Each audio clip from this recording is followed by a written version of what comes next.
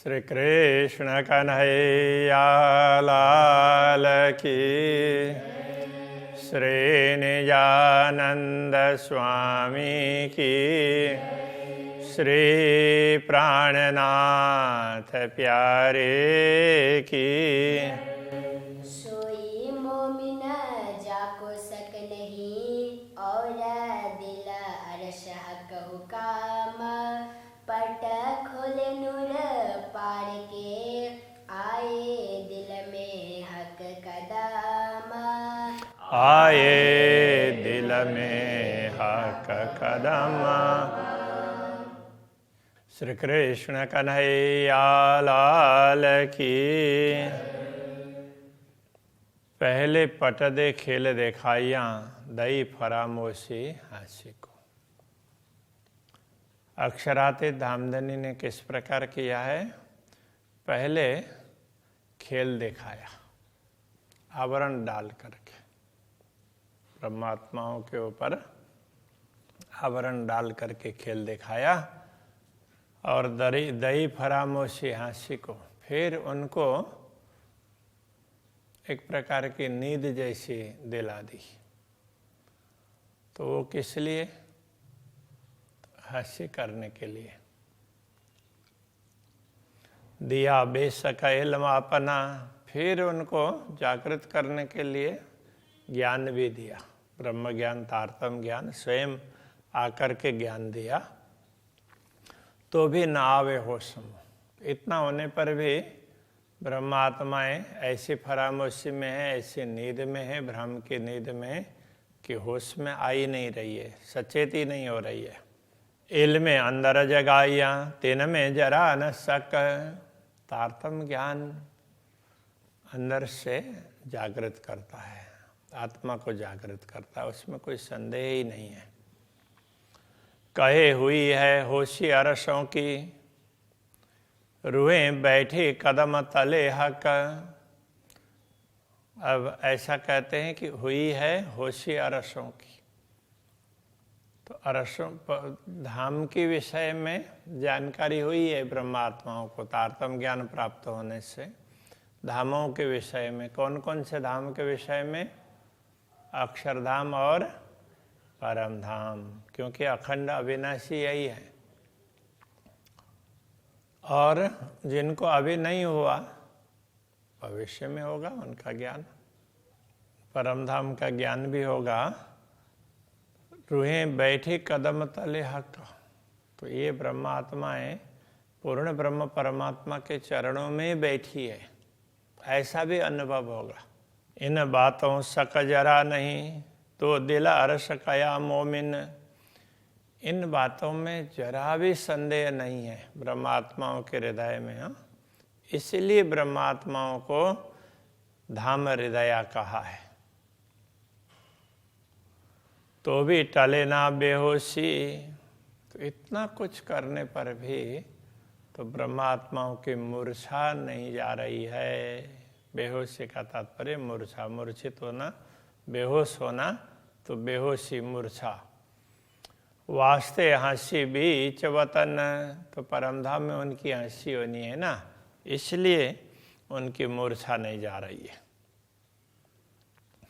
बिरा सुनत रूहें अरस की, तबहीं जात उड़तन। ब्रह्मात्माओं का तो कैसा होना चाहिए? विरह की बातें सुनते ही उसी समय उनका शरीर छूट जाना चाहिए।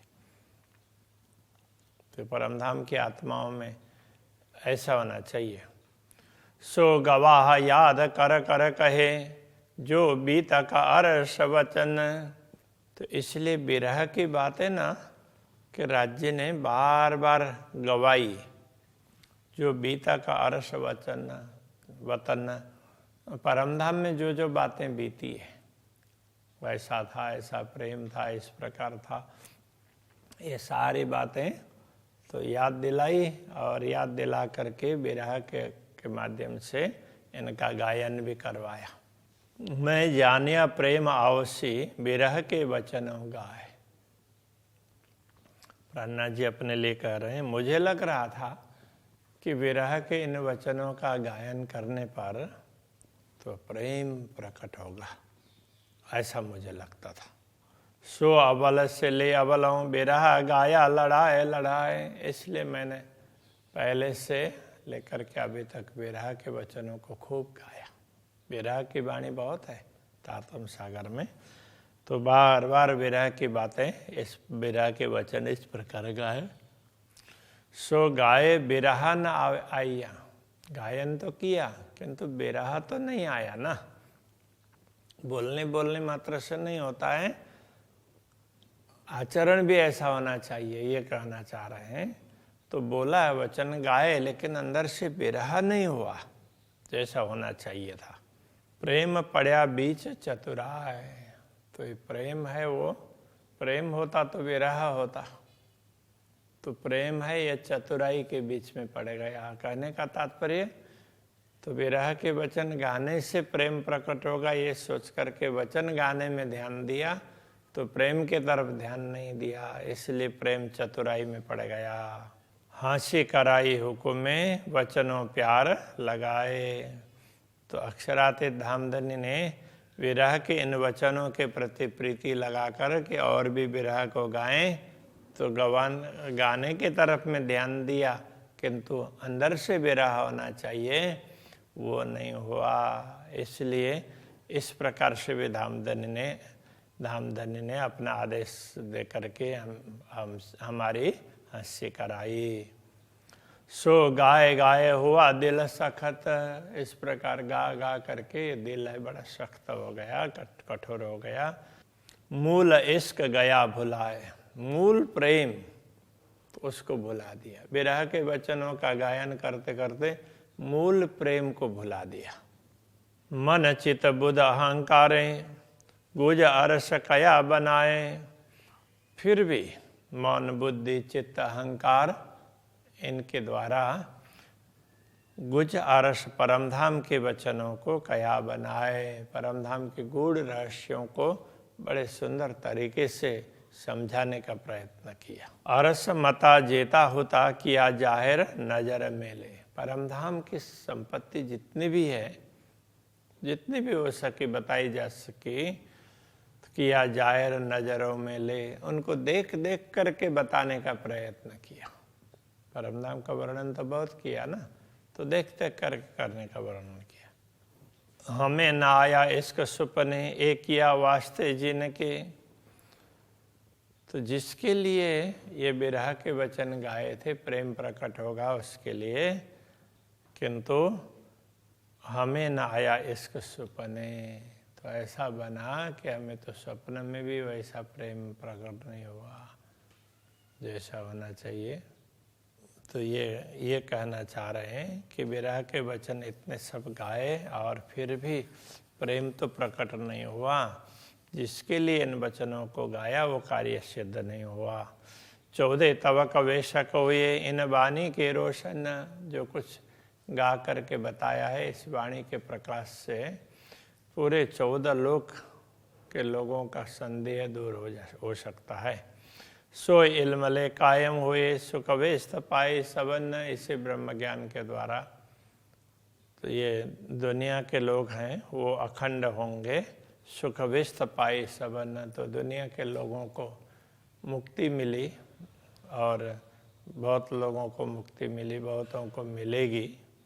तो इस प्रकार से उनको पूरा पूरा लाभ प्राप्त होगा।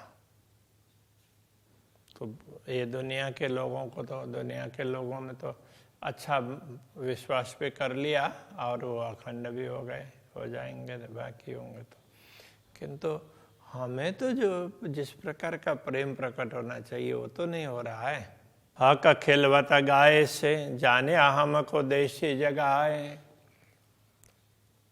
मूल मिलावा का वर्णन और धामधनी के एकांत विहार एकांत लीला का वर्णन करने से कि हमें लगा कि हम धामधनी हमें जागृत कर देंगे। जाने हमको देशी जगह है, हमें ऐसा लगा कि धामधनी हमें जागृत कर देंगे। इसका पूरा आवश्य प्रेम हमारे अंदर पूरा पूरा प्रकट होगा, ऐसा हमने माना। पर हक के हास्य करे उल्टाए, किंतु उल्टा ये हुआ कि धामधनी ने तो हमारी हंसी कर दी, हमारा मजाक बना दिया। जो देते हमको इश्क तो क्यों सके हम गाए। यदि धामधनी हमें ज्ञान ना दे करके प्रेम देते तो हम गाने के चक्कर में क्यों पड़ते। दिल अरस पहुँचे रूह इसके, अरस दिल रूह इसके पहुँचे, ऐसा समझना पड़ेगा। वो आत्माएं जिनका हृदय परमधाम बना है, ऐसी ब्रह्म आत्माएं तो प्रेम से ही परमधाम पहुंचती है। तो ये तक क्यों रहो रूहों जाए। तो ऐसी आत्माओं से इस दुनिया में रहा ही नहीं जा सकता, वो तो सीधा सीधा परमधाम पहुंच ही जाएंगे। सब अंग हमारे हक हाथ में, इश्क मांगे रोए रोए। सारे अंग हमारे धामधनी के हाथों में हैं, इसलिए हम इश्क मांगे रोए रोए। उनसे हम रो रो करके प्रेम मांग रहे हैं। आप हमें प्रेम दीजिए, इश्क दीजिए मोए अपनो, मैं तासु करूं मिलाप। सब अंग हमारे बांध के, हक आप करे हाँसी सोए। तो धामधनी क्या करते हैं, हमारे सारे अंगों को बांध करके हमारी हंसी करवाते हैं, ऐसा उनको लगा। बांधना का तात्पर्य बांधना ने अधीन करके, तो राज्य ने अपने अधीन किया है और इस प्रकार वो हमारी हंसी करवा रहे हैं। हम हुक्म के हाथ में, हक के हाथ हुक्म, हम तो स्वयं हुक्म के हाथ में है और धामधनी के हाथ में हुक्म है। ये तो हमारा क्या चले, ज्यों जानो त्यों करे खसम। तो यहाँ हमारा क्या चलेगा, जैसा राज्य चाहेंगे वैसा ही होगा ना, जैसा परमात्मा चाहते हैं वैसा ही होता है। बाकी तो दूसरे लोग हैं तो जो सेवा उसमें अर्जी में बोलते हैं ना, तो यहाँ उस तरह से राज्य ऐसा करते हैं, ऐसा करके वहाँ प्रार्थना क्या भाव में कहा है, हम तो हाथ हुक्म के हक के हाथ हुक्म खेलवत ग्रंथ में इस प्रकार की चौपाई है। और यहाँ इस प्रकार समझाया, वो थोड़ा बहुत उसको शब्द आगे पीछे हैं। तो यहाँ हमारा क्या चलेगा, तो राज्य जैसा चाहते हैं वैसे ही तो करते हैं। तो ये तो वहाँ है प्रार्थना के भाव में, आपको जैसा ठीक लगे वैसा कर लीजिए। महामत कहे ऐ मोमिनो, हके भुलाए हाँसी को। महामति कहते ही ब्रह्मात्माओं, पूर्ण ब्रह्म परमात्मा ने हमें भूल में डाला, हमें भुलाया है, तो वो हंसी करने के लिए। हम दौड़े जाने वाले इश्क, हमें तो लगा कि हम प्रेम लेकर के दौड़ेंगे तो हमारे अंदर प्रेम आएगा, हम उसी के अनुसरण करेंगे। हमको डारे बका इल्मो, तो उसके स्थान पर हमें तो परमधाम के अखंड ज्ञान में डाल दिया, उसमें लगा दिया कि तुम इस तरह से सब ज्ञान की बातें बताओ। तो क्या कहना चाह रहे हैं, पूर्ण ब्रह्म परमात्मा ने ही हमें भुला दिया क्योंकि वो हंसी करना चाहते हैं। तो हम तो प्रेम लेकर के दौड़ना चाह रहे थे, किंतु हमें ज्ञान में डाल दिया और ये सारा ज्ञान हमारे माध्यम से दुनिया को दिलाया, ऐसा कहना चाह रहे हैं। तो इस प्रकार ये परमधाम की बातें, परमधाम का ज्ञान, परमधाम की समझ, ये सारी पूर्ण ब्रह्म परमात्मा ने किस प्रकार से समझाई है, तो उस बात को समझना चाहिए।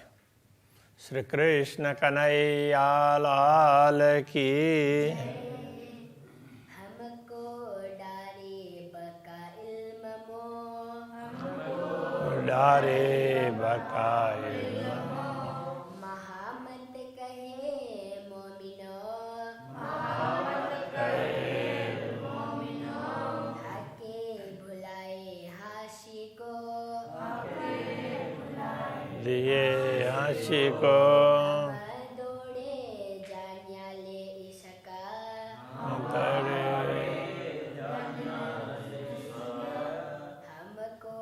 डारे बका इल्म मो,